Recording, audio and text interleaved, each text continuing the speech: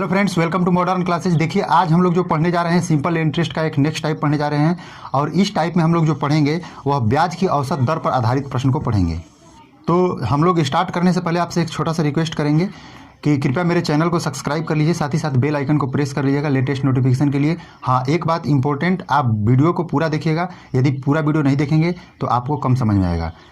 हम लोग का जो पहला प्रश्न होगा उसको हम लोग पूरा डिटेल्स में पढ़ेंगे, लेकिन उसके बाद का जो भी प्रश्न होगा थोड़ा सा हम शॉर्ट करके पढ़ेंगे। जो हमारा पहला प्रश्न होगा उसमें समय भी थोड़ा ज़्यादा लगेगा, क्योंकि उसको समझाने के लिए हमें कुछ समय चाहिए। और हम पहले सवाल को 2 मेथड से पढ़ेंगे, उसके बाद जो हर सवाल होगा उसको एक एक मेथड से, शॉर्ट मेथड से पढ़ते चलेंगे। तो चलिए हम लोग स्टार्ट करते हैं। आपका पहला प्रश्न कुछ इस प्रकार से है। गोपाल ने 5,000 रुपया आंशिक रूप से 4% और 5% वार्षिक दर पर 2 लोगों को उधार दिया। 2 वर्ष बाद उसे 4.2% वार्षिक औसत ब्याज पर प्राप्त हुआ। 4% की दर वाली दिया गया धन ज्ञात कीजिए। आपको ध्यान से देखना है, गोपाल ने 5,000 रुपया दिया है, तो यानी कि जो मूलधन है वह क्या है, 5,000 रुपया है। इनको 2 लोगों में डिस्ट्रीब्यूट किया गया है, यानी 2 लोगों में बांटा गया है। एक को 4% पर दिया गया है, एक को 5% पर दिया गया है। आप इसके पहले डिटेल्स मेथड को देखिए, डिटेल्स में कैसे इसको हम सोल्व करेंगे, बेसिक मेथड से एकदम। और जो दिया जा रहा है कि जो सम्मिलित रूप से, यानी इन दोनों से जो सम्मिलित रूप से जो ब्याज मिल रहा है वह 4.2 मिल रहा है, 4.2%। यह तो हमारा कोडिंग हो गया। मान लेते हैं पहले को हम एक मान लेते हैं, ये दूसरा है मान लीजिए। पहले को यदि x रुपया दिया गया होगा और तो दूसरे को क्या दिया जाएगा, 5,000 माइनस x दिया जाएगा। समझ पा रहे होंगे। पहले पर 4% इंटरेस्ट लगा है, यानी x का 4% लगा। दूसरे पे 5% लगा। चलिए दूसरे पर यानी कि 5,000 माइनस x का क्या हो जाएगा भाई, 5%, यानी 5/100। ये तो बात हुआ। लेकिन यह बात ये भी बताया जा रहा है कि 2 वर्ष के बाद में रिटर्न इतना मिल रहा है हमको।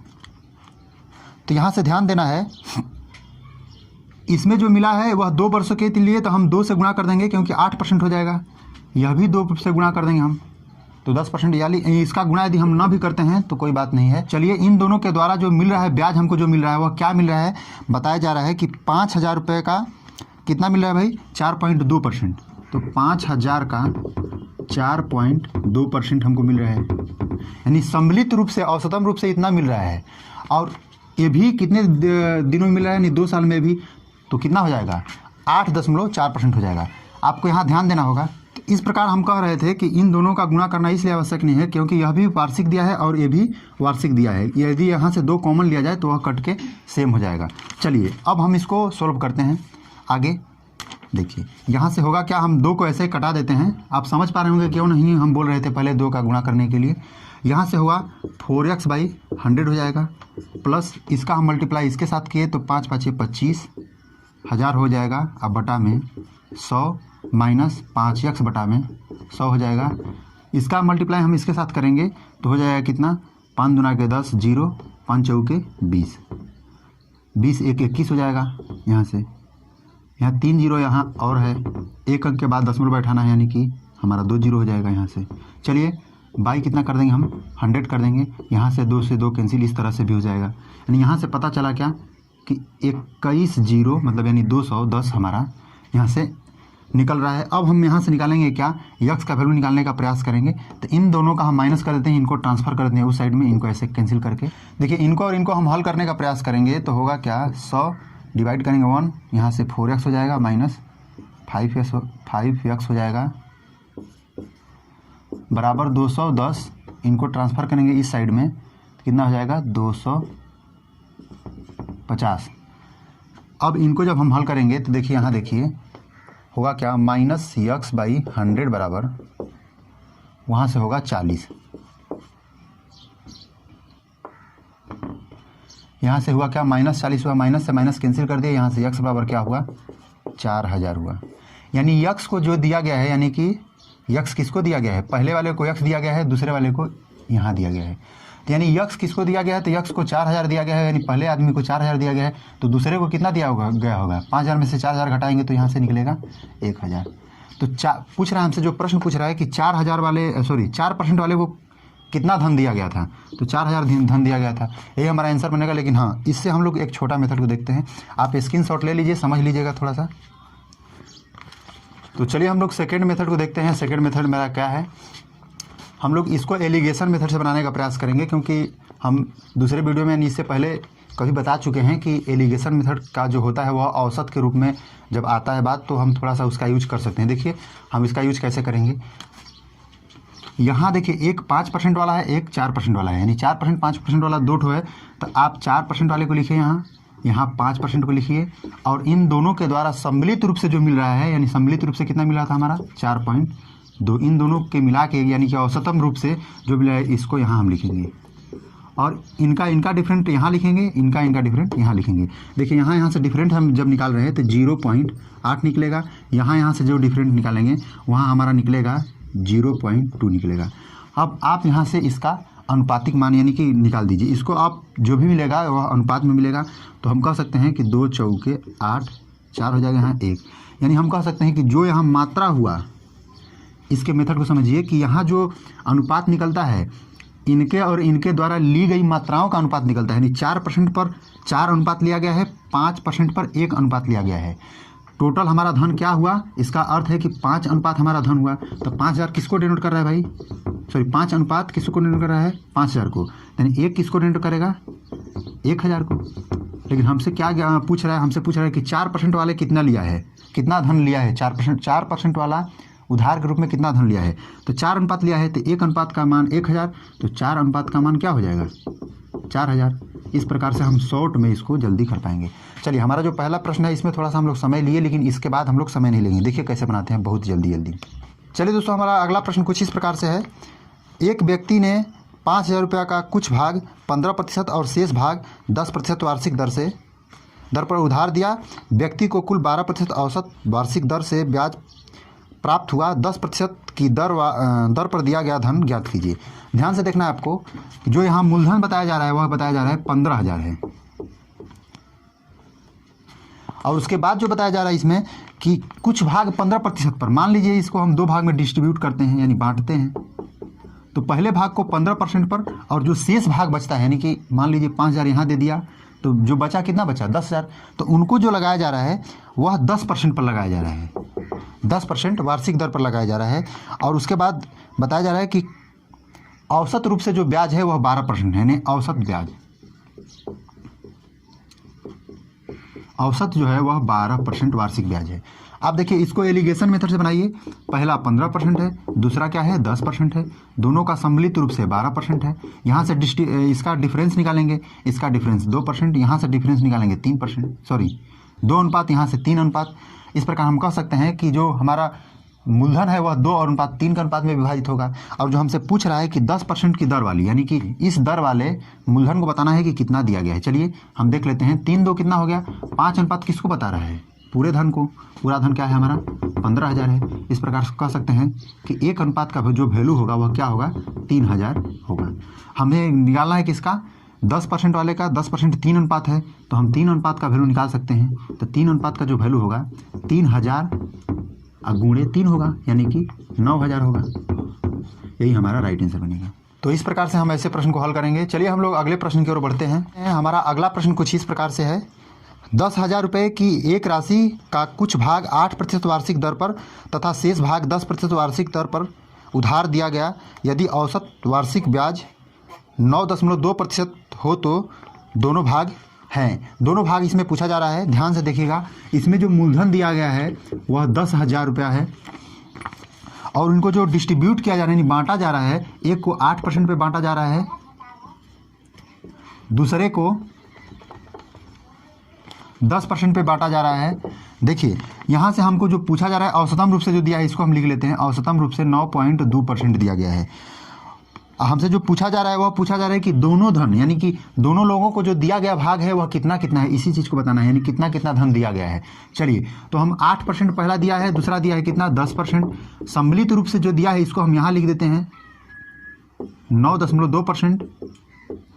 अब यहाँ से देखिए इन दोनों का क्या निकालेंगे हम, अंतर निकालेंगे। इनका अंतर क्या होगा भाई तो 0.8 होगा और इनका अंतर जो होगा वह 1.2 होगा। समझ पा रहे होंगे। तो यहाँ से देखिए इसके दशमलव को हम निकाल के ऐसे कर देंगे।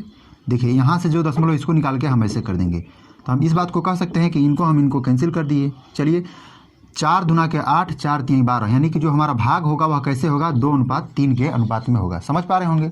अब यहाँ हमसे जो पूछ रहा है दोनों धन को ज्ञात कीजिए, यानी दोनों लोगों को जो दिया गया धन है वह कितना कितना है। तो 3, 2, 5 अनुपात टोटल धन यहाँ बताया जा रहा है।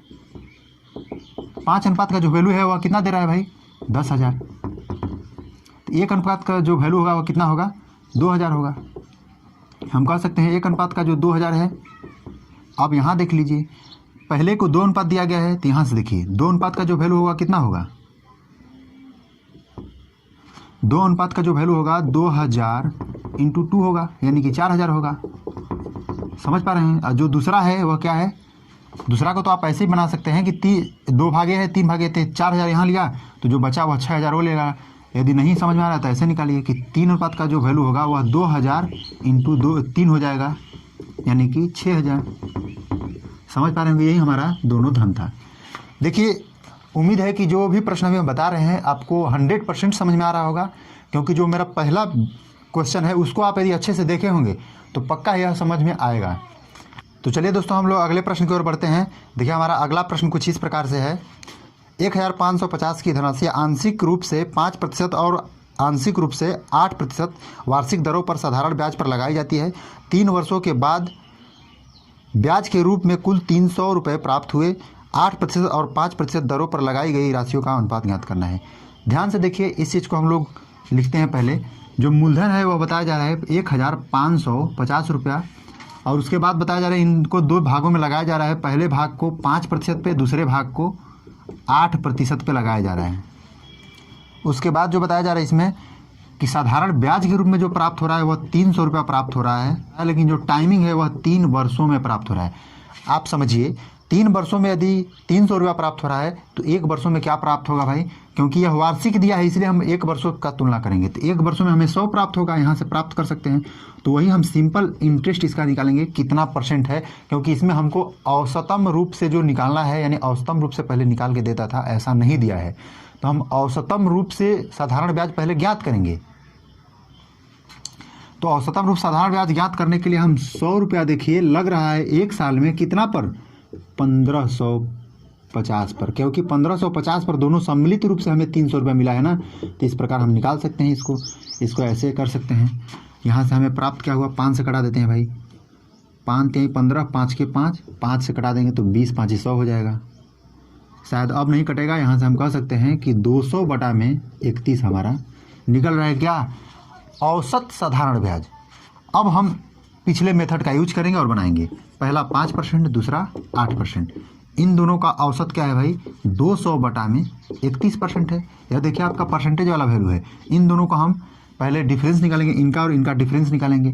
तो जो इनका डिफरेंस निकालेंगे, कैसे निकालेंगे देखिए, 8 - 200/31 करेंगे तो 8 के 8, 8 3 के 24 हो जाएगा, और -200/31 यही होगा,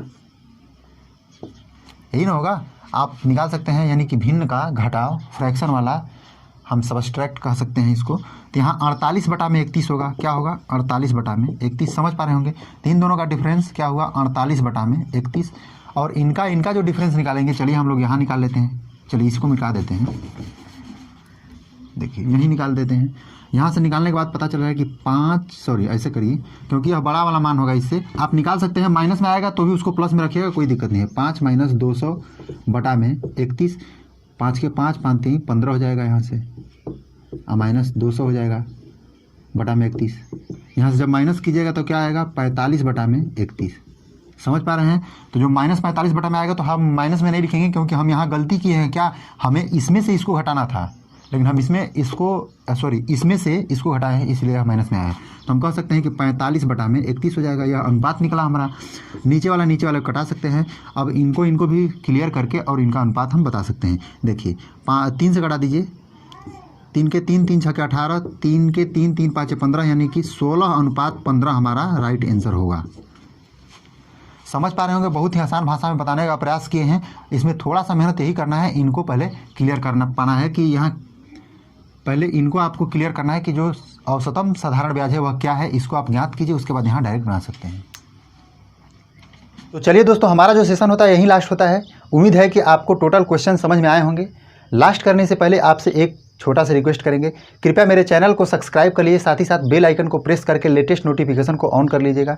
वीडियो पूरा देखें, इसके लिए बहुत बहुत धन्यवाद आपका। वीडियो को लाइक कर दीजिए, दोस्तों के साथ शेयर कर दीजिएगा।